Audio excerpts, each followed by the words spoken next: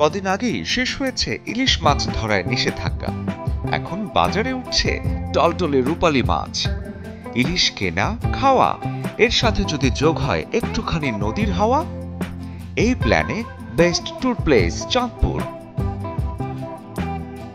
চাইলে বাসে চড়ে ঢাকা থেকে সকালে রওনা হয়ে অথবা ট্রেন কিংবা লঞ্চ, দুভাবেই মজা চাঁদপুর।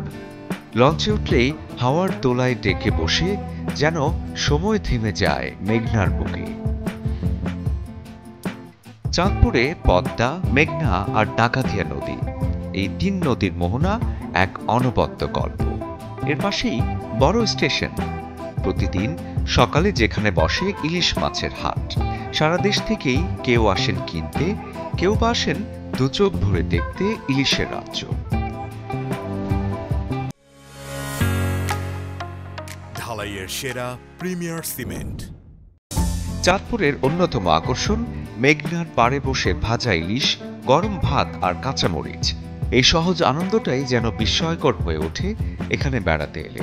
চাঁদপুর শহরটা ঘুরে এসে বিকেলে মেঘনার পাড়ে বসলে পয়সা উসুল একটি ট্যুর হবে।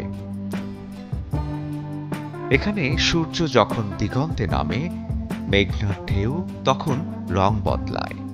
একদিনেই ঘুরে আসা যায়, কিন্তু থেকে যায় এক ঝলক রূপালী আনন্দ।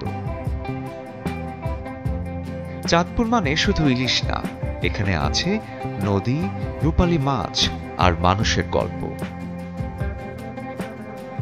শরীফুল হক, চ্যানেল 24।